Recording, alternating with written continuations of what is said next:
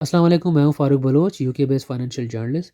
Finally 2 से ज़्यादा साल यूके में गुजारने के बाद और ड्राइविंग टेस्ट की जो डेट थी वो साइन अप करने के मज़ीद 6 महीने के इंतज़ार के बाद मैंने अपना टेस्ट दिया और पहली अटैम्प्ट में क्लियर कर लिया।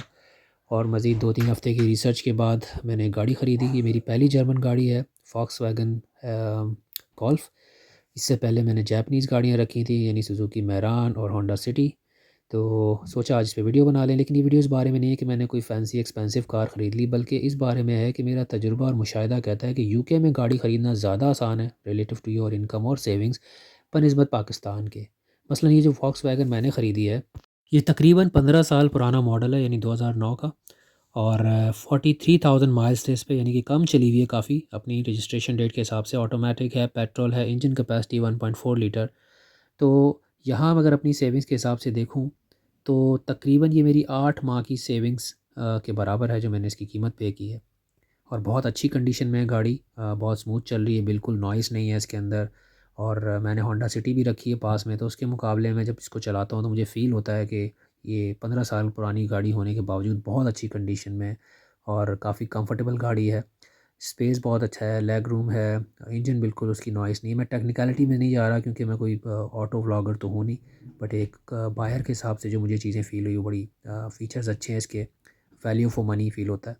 अब अगर इसका मुकाबला किया जाए एक पाकिस्तानी गाड़ी से, तो ये बहुत अफोर्डेबल लगती है। मिसाल के तौर पे होंडा सिटी को ले लेते हैं, क्योंकि मेरे पास पाकिस्तान में होंडा सिटी थी और वैसे भी गोल्फ़ पाकिस्तान में मिलती नहीं है, तो लाइक फॉर लाइक कंपैरिज़न तो मुमकिन नहीं है। लेकिन मैंने पास में होंडा सिटी रखी है, तो इंजन कैपेसिटी से कंपेयर कर लेते हैं, यानी 1.3 लीटर ऑटोमेटिक होंडा सिटी जो मेरे पास थी, वही क्लोज़ कंपैरिज़न बन रहा है मेरे हिसाब से।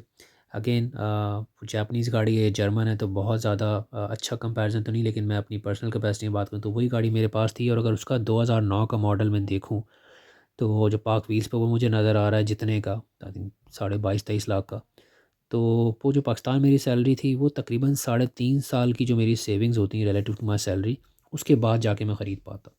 तो कहाँ 3.5 साल सेविंग करना और होंडा सिटी जापानीज़ गाड़ी लेना, और कहाँ 6 से 8 महीने की सेविंग्स में गोल्फ़ लेना जो कि एक जर्मन कार है।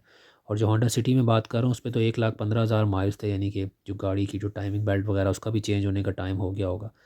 जबकि जो गोल्फ़ मैंने ली वो सिर्फ़ 43,000 माइल्स चली हुई थी।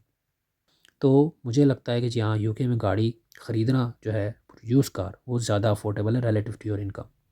तो इस गाड़ी से बड़ी सहूलत हो गई है। और जो लंदन शहर से बाहर रहते हैं, सेंट्रल लंदन से बाहर मेरी तरह, बिल्कुल आउटस्कर्ट्स पे, तो उनके लिए बेसिकली बड़ी आसानी होती है, क्योंकि जो मैंने पिछले 2 साल में नोट किया, बड़ी परेशानी होती है। वेदर भी एक्सट्रीम होता है, बाज़ औक़ात बारिशें बहुत होती हैं, फिर ठंड बहुत होती है, तो बसों का आधा-आधा घंटा इंतज़ार करना, फिर 15-15 मिनट की वॉक करना, 8-8, 10-10 किलो वज़न उठा के, बहुत मुश्किल हो जाती है। जैसे बेटा मेरा, उसको भी 20-25 मिनट वॉक करनी पड़ती है स्कूल में एक्सट्रीम वेदर में। तो ये सारी चीज़ें सॉर्ट आउट हो गई हैं। अब लाइक 1 हफ़्ते से गाड़ी मेरे पास है, तो मुझे अंदाज़ा हुआ है कि कितनी क्वालिटी ऑफ लाइफ में इम्प्रूवमेंट आई है। लेकिन अगर आप सेंटर में रहते हैं तो ऑब्वियसली आपको ज़रूरत नहीं पड़ेगी, वहाँ पे ट्रांसपोर्ट सिस्टम बड़ा अच्छा होता है, बसेस का और ट्यूब का। लेकिन आउटस्कर्ट्स पे रहने वालों के लिए ज़रूरी है। चलें, आपसे कोशिश करूँगा अगली वीडियो में ये भी बताऊँ कि जो स्पेशली बहुत सारे लोग पाकिस्तानी यूके मूव हुए हैं, उनको गाइड कर सकूँ, एक स्टेप बाय स्टेप प्रोसेस बताऊँ कि गाड़ी मैंने कैसे ख़रीदी, ड्राइविंग लाइसेंस कैसे पास किया। मे बी 1 से ज़्यादा वीडियोज़ बना दूँ, क्योंकि ये भी बड़ी काम की नॉलेज है। मुझे बहुत सारे ऐसी मुश्किलात पेश आई जो अगर मुझे किसी ने गाइड किया होता अच्छे से तो शायद नहीं आती। तो होपफुली इसको डॉक्यूमेंट करूँगा अगली वीडियोज़ में, और आपसे जल्द दोबारा मुलाकात होगी। अपना ख़्याल रखिएगा। अल्लाह हाफ़िज़।